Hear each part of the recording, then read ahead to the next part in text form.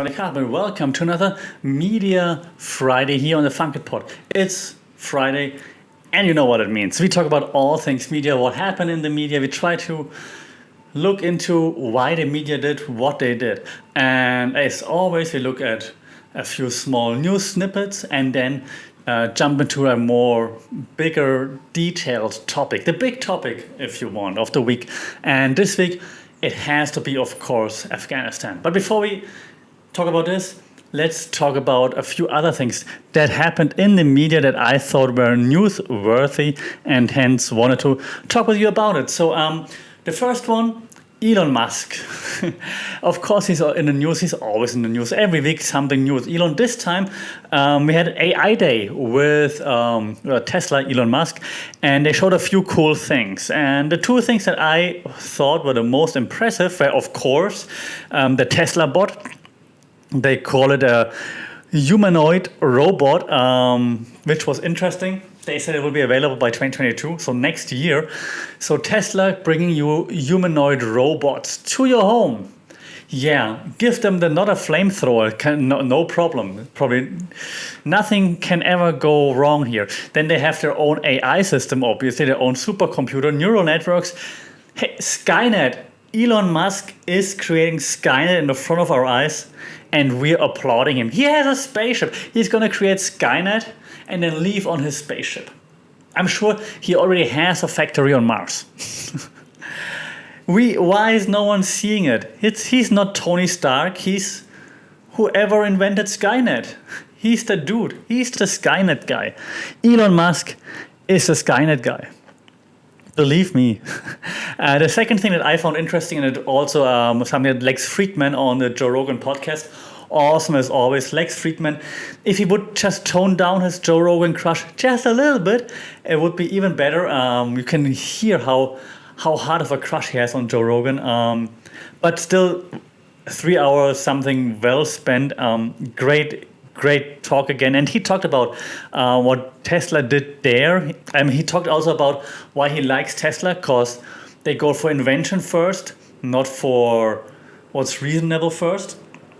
He said the biggest problem with like MIT-backed research or this, I forgot the name of this famous robotics company that he worked with for a while, but he said he still likes them and he likes what they're doing, but they're bound by basically what's applicable for everyday household or something like, or for everyday, not household, but everyday solutions for businesses. And he doesn't like that, but he likes that Tesla is going for innovation. That's what he's about. Anyway, the second thing that they announced during the AI Day was their vision-based approach to autonomy, which is interesting. So they want to use neural networks so that the cars know where exactly everything is happening.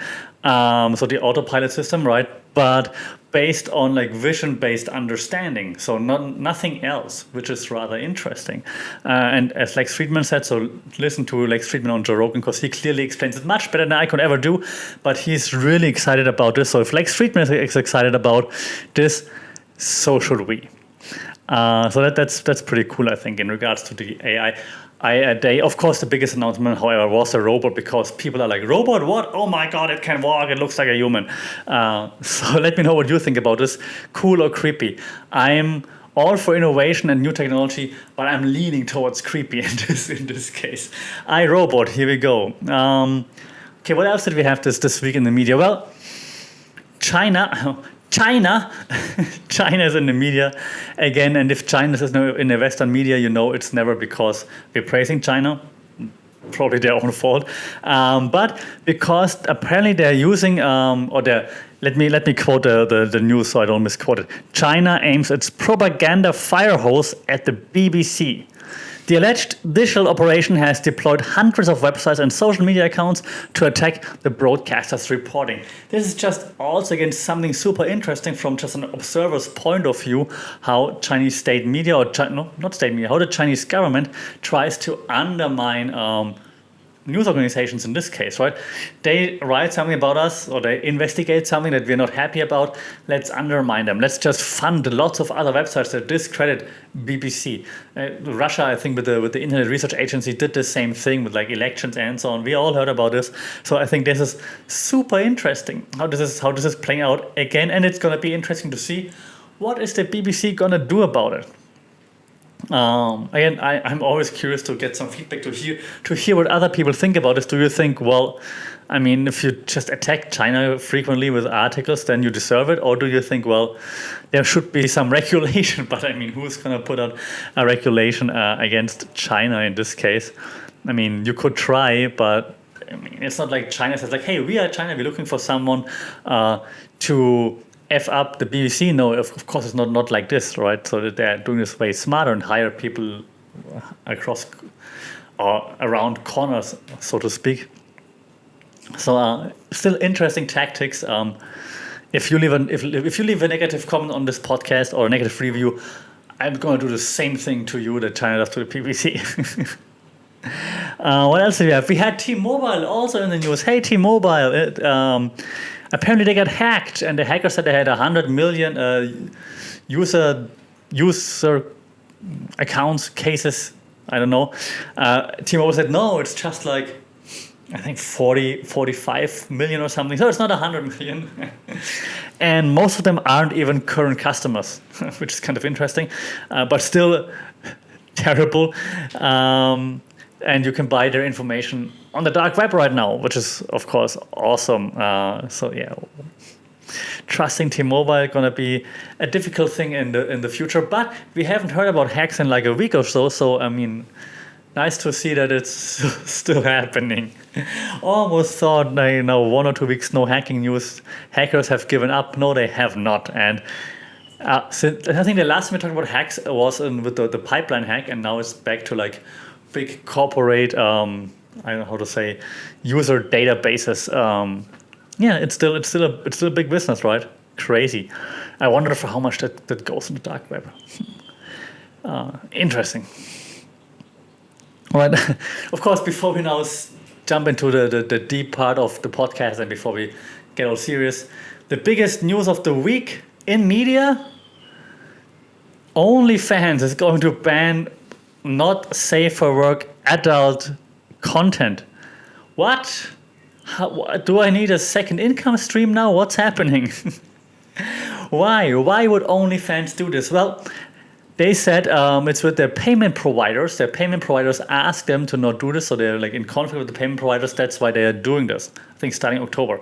Now the BBC, not yet discredited by China, not enough, had an investigation going, which suggested there are other reasons at play why OnlyFans is doing this. For example, OnlyFans is clearly hosting lots of illegal content. This could be copyrighted content.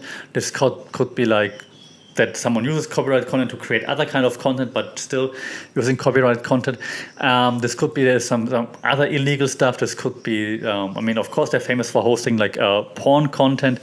And apparently also there's content on there that goes even more fringe. And the research or the investigation suggests that the BBC also tried to set up accounts, and allegedly, and please check the BBC research if I'm saying this correct, but I think this investigation said they tried to set up, or they actually set up accounts offering not safe for work adult porn content of underage account users that they set up, and OnlyFans didn't do anything. They didn't interact. They didn't check. They didn't ban nothing, unless they got confronted by the BBC. As far as I understood that article that I read about it.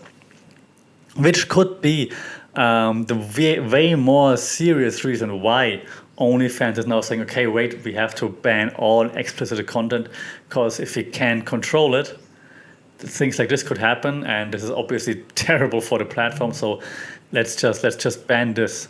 Having that said, if you haven't watched it, watch the Netflix show Startup. It's not super great, like acting wise. Ron Perlman produced it and is also acting in it, and Ron Perlman as an actor. But it shows what OnlyFans is going through right now. I think like this, eventually they also create like a network where you can do whatever you want, and they say we don't control the network, so our users can do anything. It's like the real free internet, and then they see that people on there misuse it for drugs, to hire hitmen, and one of the dark web basically. And they're like, hey, what should we do now? Like, I mean, cannot go case by case, and do we need to report to the police? Don't we? And I think, I mean, OnlyFans guidelines were leaked that apparently OnlyFans told moderators, hey, first of all, give everybody 3 strikes, but 3 warnings. But if it's like a account with like more followers that are doing well and make money, then give them more warnings. And some of the guidelines even showed that I think the COO made changes to those guidelines, so that he was involved in those guidelines, so they can't just say it was just some random employee. So this does not look good for OnlyFans, and this might be one of the reasons why they actually are banning adult content now, and meaning, join my Patreon.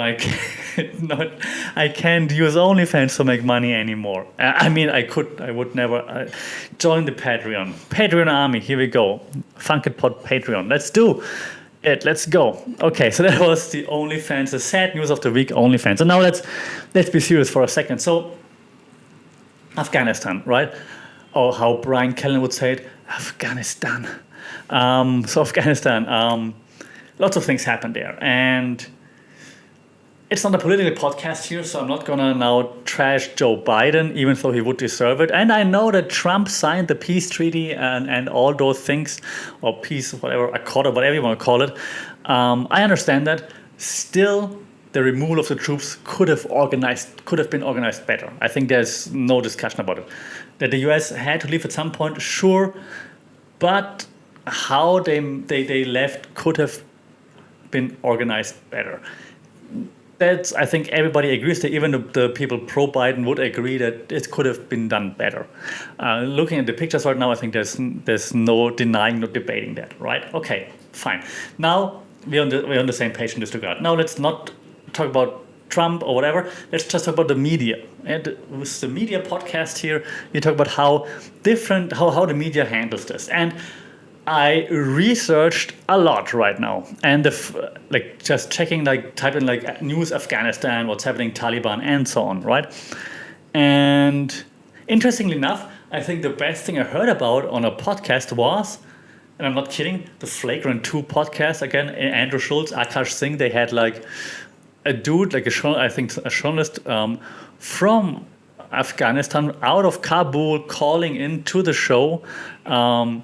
Which is just something you would think that makes sense. If we talk about it, we should have someone in there who actually lives there right now.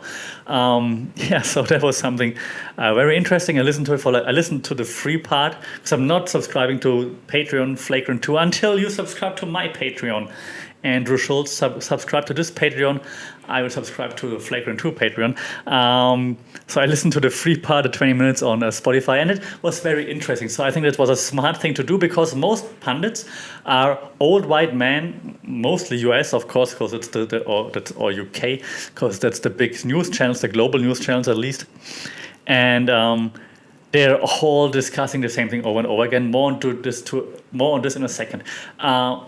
What I found interesting, and I'm not trying to pat our own shoulders, us being Germany in this case, but the Germans have been, at least the politicians have been some of the first to say that was BS what happened there. Politicians should have done better. So still doesn't help, because it's still BS what happened there, how they did it and how they left people behind. But I mean, at least they admitted it right away, because Biden's still denying it, I think, up until today. Anyways, not trashing Joe Biden. Let's look at the media. And so I did lots of research. I Google searched Afghanistan news, Taliban, whatever.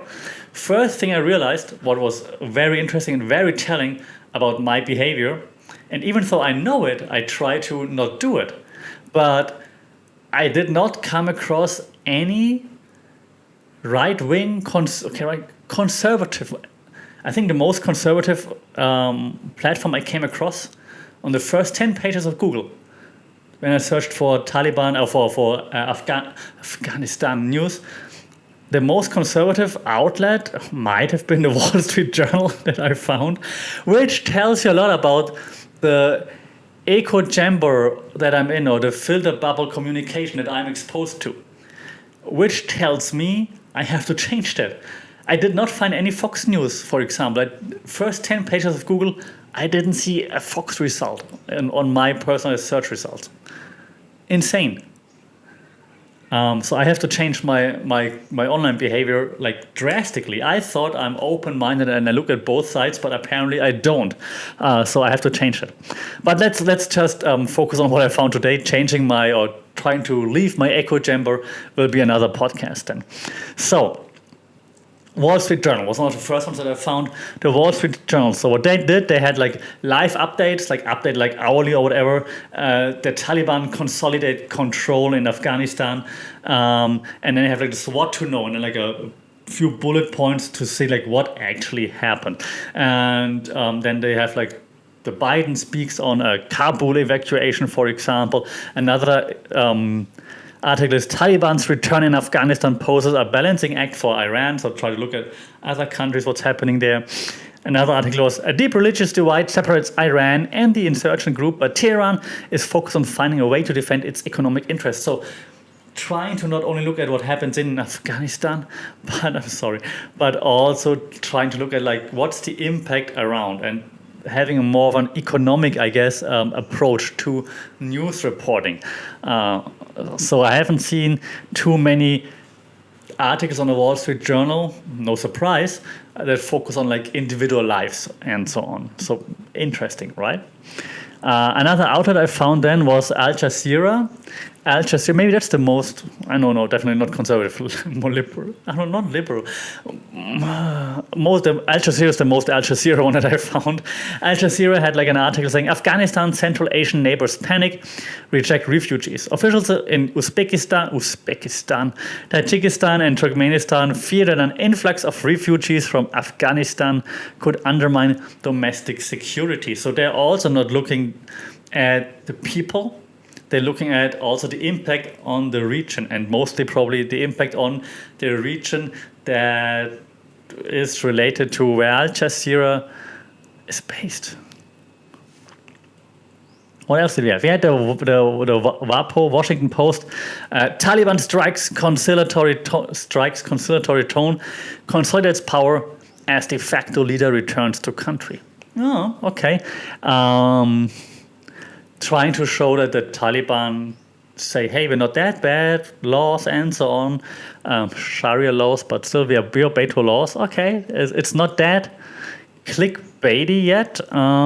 They also have opinion pieces though, like opinion piece, for example, I failed to protect a boy in Afghanistan 12 years ago, but the shame and guilt we feel now is much greater. And this is now something we see on more news outlets. The more I researched, the more I found results like this. And no, I didn't.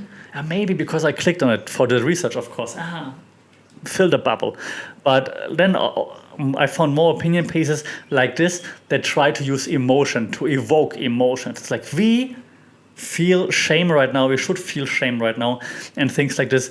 I saw way more of those posts. The first few that I mentioned, right, that's more like, let's look at the economic impact and so on, what's going to happen in the area around Afghanistan as well. But now the next few that I found are like more emotional. I'm not saying that one is better than the other, because clearly we're allowed to feel emotion, we're allowed to like feel certain ways and should sympathize for the people there, of course. So I'm not saying it's worse, I'm just saying the next few findings that I have, they went into this direction. Well, one that wasn't quite there yet, Associated Press, AP is always like rather toning down the tone, because they want lots of outlets using their stuff, of course. So they have like analysis. Define Biden as face of chaotic Afghan evacuation. So even they hating on Joe Biden, which of course most outlets were doing. Now also saying it's a chaotic evacuation, so already implying what you should be thinking. Again, I'm not saying it's not true, just saying that they already just add something to their agenda there. Then the BBC, Afghanistan. Was my role in Afghan war worth it? So then they're talking to a soldier who was in Afghanistan and now reflects on it. Again, similar to the opinion piece earlier, now trying to use emotions to get the people into it. Another one is Afghanistan. Will it become a haven for terror with the Taliban in power? You can see the BBC, right? And again, I'm not saying this couldn't happen, but you can see the types of headline they're using, right? So and it's always like Afghanistan, colon, and so for example, will it become a haven for terror with the Taliban in power? So it's like Taliban, terror. That's the first thing that you think. You hear Taliban, you think terror organization, right? So they're clearly making use of this. So they want you to click. So this is already very clickbaity here. Next headline in the BBC: Afghanistan. Who originally supported Trump's deal with the Taliban? Again, yes, fact. Of course, Trump made the deal back then, but like the way they phrase this headline and then put Trump prominently in there, right? It's like, Trump, the a-hole, let's click here. Yes. So you can see what's happening. And I have one more, and have a guess how the next headline of the BBC starts. Exactly, with Afghanistan. Afghanistan, the Taliban's victory will test India and peace in South Asia. Again, probably not wrong. However, the headline type again, Afghanistan, and then, like in this case, the Taliban's victory, like, oh damn, the Taliban will test India and peace in South Asia. So Taliban, terror, attack, and so on, right? I'm not saying that the premises of the articles aren't correct. There's certainly like instability now. We have to wait what's going to happen, what should we do, and so on. And I'm in South Asia, so I agree that there are lots of questions right now hovering around Afghanistan, of course. But you can see how the BBC is phrasing the headlines there, right? Very, very interesting, I believe. All right, let's jump from the BBC to the other fake news outlet. That was a joke. CNN. CNN has like, oh my God, and I never wanted to hate on CNN. I'm like, come on, all the hate, CNN is still a big outlet and so. But right now, if you go to CNN, they have like a video, and they have like the thumbnail of the video, right? It's like sunset. Yeah, I guess a sunset, and then like you see a plane, I guess, over Kabul, and then it says Afghanistan falls. You can, that's the agenda setting right there, right? And again, it's not wrong to like what they're talking about, but like the way they present it wants you to feel a certain way right away, like without even listening to it, without reading it. It's like you already get angry and anxious by just seeing the video thumbnail. Okay, then the headline is August 18, Afghanistan Taliban news, and then they update it daily and so on. Now, like where the things stand now. So then also the bullet point updates similar to the Wall Street Journal. Okay, then some news like the U.S. has evacuated 6,000 people from Afghanistan since Saturday. White House says. Okay, and then they have but lots of like what they have on the CNN website. It's like it looks like IG stories, like those circle pictures, and then it's like I don't know, live Afghanistan news live and so wants you to make you click and so on as well. So that's what CNN is doing. They also have a few photo essays or photo stories in there, like in pictures, Afghanistan in crisis after Taliban takeover. Again, yeah, okay, true. But clearly working also, trying to evoke your emotions. And again, I'm not saying it's wrong, so don't get me wrong, I'm just trying to explain what they are doing, why they are doing it. And of course, pictures, in this case, if you have like pictures of desperate people, this of course always works. Just to lighten things up in between, space.com also published an article about Afghanistan. They show they have an article that says, crowds surge on Afghanistan airport in satellite photos. So like, when the people try to flee Afghanistan and rush to the airport, you can see it from the satellite pictures. Very fitting to space.com, very fitting to what's happening right now. That was a smart thing to do by space.com, and it's not too clickbaity. It's not like, see the panic in Afghanistan. It's not. It's like crowd surge on Afghanistan airport and satellite photos. So I appreciate that, space.com. I appreciate that. Okay, back to the panic. New York Times. The New York Times, for America and Afghanistan, the post 9/11 era ends painfully. Yeah, so, yeah, but you saw that coming. And the thing is, again, inducing fear or anger and frustration just with the headline, right? Then they continue saying sluggish visa process trends thousands of Afghans who worked for US, which of course is true and which is super annoying and frustrating. And so I agree with this. Then they go into detail saying like officials described impatience across the Biden administration with the State Department as thousands of Afghans wait outside Kabul's airport. So the visa thing is clearly ridiculous. Also, what we had on the New York Times, Biden rattles UK with his Afghanistan policy. So showing that the UK and other partners aren't happy with how he handled it, which is very interesting because this is now the second article that criticizes Joe Biden from the New York Times. So the New York Times clearly not keen on Joe Biden anymore, if they ever were. Last one that I found on the New York Times, collapse and conquest, the Taliban strategy that seized Afghanistan. And it's one sentence, just Trump steal. I'm kidding. I'm kidding. That would be hilarious. But no, I'm kidding. So then they come back also to the working with the fear and so on. But the first two articles clearly blame Joe Biden. So setting a certain tone that the New York Times is following here. We also have NBC. NBC says 10 girls on Afghanistan robotics team rescued. Nice, like a feel-good story. Now we're focusing on the people again, right? Those 10 girls that say, please help us escape. We're like a female robotics team, students. We want to keep doing this. We're scared with the Sharia law and so on. When Taliban are in charge, help us. So they are now able to being rescued. I think they went to Dubai of all places. Then they continue with what's the Biden doctrine? Afghanistan pullout offers clues, and then they try to analyze like what's the Biden doctrine, meaning like what's behind, what's the strategy of leaving Afghanistan like they did. They continue by saying analysis, the chaotic end to the Afghanistan war, the president's first big foreign project policy decision, offers a window into the pragmatic way he believes the US should wield power. This makes it sound like way more analytical than most of the articles that I mentioned so far, right? Also, of course, shows us that on which end they are. Like I said, it's chaotic and so on, the pragmatic way of how the US should wield power and so on. So they try to insinuate already like what you should be feeling or thinking, but not too much. It's not too fear-driven. Plus, it's probably something obvious. I mentioned at the beginning of this section of the podcast, I believe, that I also think it was chaotic and that I could be able to agree on that the evacuation didn't go as planned or as well as planned. So that's what NBC is doing here. So I'm not too mad at how NBC is handling this because it's more of a approach of like, let's analyze things.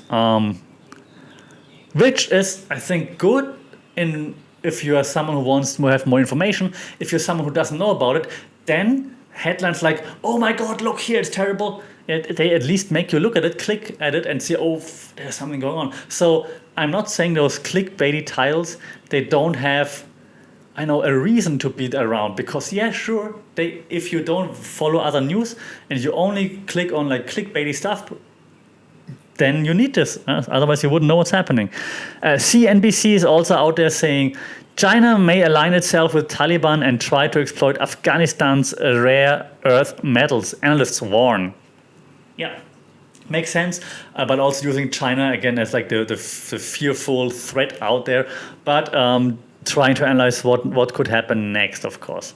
They also talk about Facebook. Facebook takes steps to protect vulnerable users in Afghanistan after Taliban takeover. Yeah, this is what Facebook said. Facebook did something. They have now the option that you can shut down your Facebook profile with like one single click in Afghanistan, so that the Taliban can find who you're connected to and so on. So that's just some news on CNBC that are also interesting. Okay, let's go back over the pond to the UK. The Guardian, Afghan vice president says he is caretaker president. And then as it happens, so they're keeping like updates of what he's saying. Then they follow the BBC approach. Afghanistan. This shows the Guardian and the BBC are just the same. Afghanistan. Flights resume in Kabul as Taliban hold talks to form government.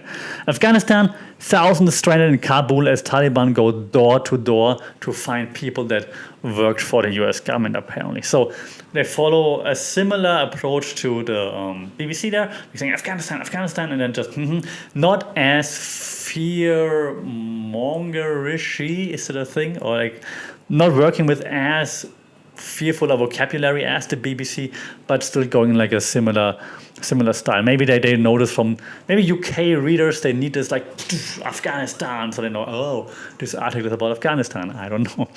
Okay, we all have a few more. The NPR, 8 paradoxes that sum up America's 20-year mission in Afghanistan. It's like 8 bullet points, like just like a quick paragraph per bullet point. That's the NPR audience. I'm surprised, NPR. And they have another one, a look at Afghanistan's 40 years of crisis from the Soviet war to Taliban recapture. So it's more like analysis kind of thing, recap kind of thing, NPR style. Politico, disbelief and betrayal. Europe reacts to Biden's Afghanistan miscalculation. Throwing Biden right back under the bus. So Politico doesn't shy away from agenda-driven headlines. We know that. And again here, like clearly stating what they're thinking and probably completely reflects what the target audience thinks, I believe.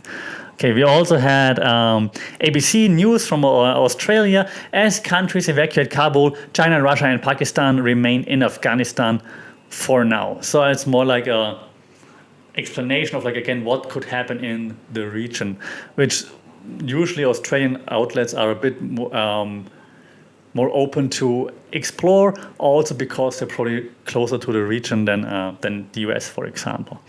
Vox is what's happening in Afghanistan. They have a timeline then of like how it unfolded, and they explain, Vox explain how then other channels are reporting on it. That was very interesting. So they say, but again, it's from a Vox point of view. They say, for example, Fox News, of course, paints everything in a picture that it's all Joe Biden's fault, right? Because he miscalculated the evacuation and the withdrawal of the troops and so on. Even though, and I'm adding this right now, or Vox added this, even though Trump signed the deal. Trump wanted to be out in May this year, right? So Biden said, okay, end of August. So so Fox News, of course, paints like one picture, and that's no surprise here. Again, I haven't found Fox News articles when I search for it because I'm in this filter bubble apparently. But if you're watching Fox News, that's clearly what they do. So they have like some of the people on there, like Mark Thiessen, I think, who used to work for Bush already back then, and he's like painting this picture that what Biden did was completely shameful, even though if it would have gone after, or according to Trump's plans, they would have done this in May already. So crazy how, again, different channels paint different narratives, but we're not surprised. The best for me, and I'm surprised to have to say this, the best reporting on this I found on Axios, which really surprised me. I found an article, the cases for and against Biden's key decisions on Afghanistan. Okay, so you get some pros and cons, like what speaks for it, what speaks against it. Interesting. And Kabul airlift ramping up, but still running far short of capacity. This article then explores that, the US is rescuing people right now, bringing people out, but they're running way below 100% capacity, which is crazy. So right now they're rescuing like 2,000 people per day or so, even though they would be able to rescue like, I think 6,000, 7,000, 8,000 per day or something. So they're still way below full capacity there, probably because of visa issues or whatever, I'm not sure. But so Axios in this case actually provided for me some relatively unbiased reporting, which I applaud here. Axios, thank you very much for this. So I went through like lots of those headlines for now. Maybe I should have created a video for this, just a video with like showing all the examples, I guess, but I hope that you, while listening to me, also understand what I was trying to say. So different news channels, different agendas, right? They want to, reach different goals with their reporting, with what they're publishing. We have like the BBC stuff is like Afghanistan, terror, click now. And it's actually crazy to say that the BBC is doing this. Like, one would think the BBC would be like the gold standard, the standard bearer of journalistic integrity. Okay. Then others like Axios try more like an analytical approach, which is appreciated. Then others again try to look more at like what's the outcome now, what's going to happen next in the region and on a global scale. So different audiences for those different outlets receive different messages. Right. So I think this example just makes it really clear that this is happening. So that's why I was dedicating this podcast basically like, I don't know how many, like 10 minutes, 15 minutes to just explaining this. And also me saying or explaining that I didn't see any Fox News results, the first 10 or so Google pages that I looked through while I researched all this, just tells me that I'm in a bubble, and maybe that also tells you that you're in your own bubble as well. Axios, by the way, was the last thing that I found when I prepared for the podcast, on like page 7, 8, 9 or whatever when I was searching. So this just shows how strong that bubble is, the echo chamber that we're all in. And so maybe it's also something that you might want to think about, and maybe you want to actively search for other results and don't just rely on the ones that pop up on the first page based on your personal search history, that pop up in your social media based on what you like and what you follow and so on. All right. That's it. I hope that makes sense. I hope it at least gets to think a little bit about the kind of content that you're consuming, that you follow, how you consume it, where you find it, how easy you find it, how much time you want to invest in finding other kind of content, just so that you get the overall picture of what's out there.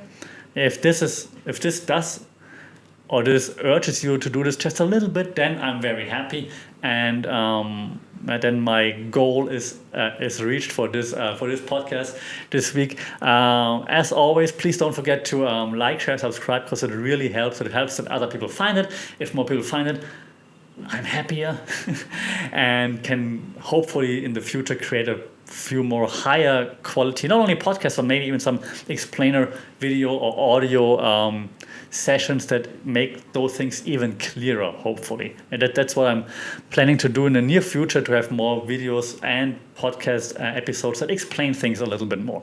All right, that's it. Like, share, subscribe. Please also rate on Apple Podcasts, Google Podcasts, whatnot, because this also helps. The more ratings, positive ratings if possible, the more people can find it. So this is really helpful. Thank you for this. If you want to stay in touch, it's always funkitpod on social media or email funkitpod@gmail.com. Until then, take care, stay safe, and I'll see you and talk to you soon. Sawadee Krap.